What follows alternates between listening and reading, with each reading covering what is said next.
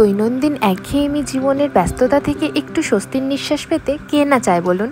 তাই সেদিন আমরাও বেরিয়ে পড়েছিলাম মন্দারমনির উদ্দেশ্যে। ঘড়ির কাঁটায় তখন সময় জানান দিচ্ছিল 5:39। ভারী বৃষ্টি মাথায় নিয়ে আমরাও বেরিয়ে পড়লাম। মাঝখানে একটু দাঁড়িয়েছিলাম শের বেঙ্গলে। বাচ্চা থেকে বড় প্রায় সকলেরই হালকা খিদে পেয়ে গেছিল।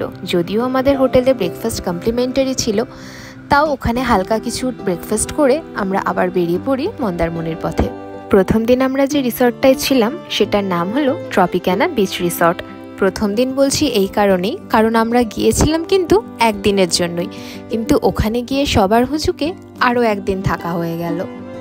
হোটেলের নাম, লোকেশন, নাম্বার আর সমস্ত সার্ভিসের রেটিং আমি ডেসক্রিপশন বক্সে দিয়ে দেবো, আপনারা চাইলে অবশ্যই কন্ট্যাক্ট করতে পারেন।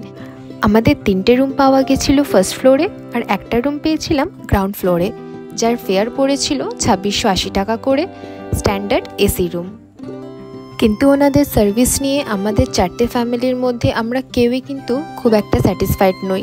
আর ওনাদের ম্যানেজারের বিহেভিয়ারও ছিল ভীষণ রুড। ওখানকার স্টাফেদের বিহেভিয়ার মোটামুটি ভালোই ছিল, কিন্তু ম্যানেজারের বিহেভিয়ারের কারণেই কিন্তু আমাদেরকে সেকেন্ড দিনে অন্য হোটেলে শিফট করতে হয়। সেটার ভিডিও আমি অবশ্যই আপলোড করব। তারপর আমরা একটু ফ্রেশ হয়ে চলে গেছিলাম সি বিচে। সেখান থেকে এসে অর্ডার করে নিয়েছিলাম লাঞ্চে কিন্তু খুব সাদা খাবার রেখেছিলাম, যেহেতু অনেকটা জার্নি করে যাওয়া হয়েছিল।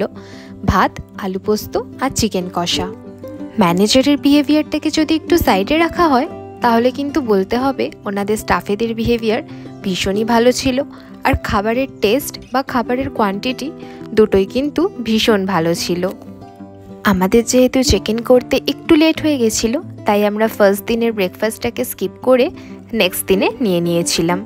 আর এই যে এটা হচ্ছে টোটাল হোটেলের ভিউটা, আর আমাদের হোটেলের ঠিক পাশেই ছিল দি রাতিন্স। ভিডিওটা কেমন লাগলো কমেন্ট করে অবশ্যই জানাবেন।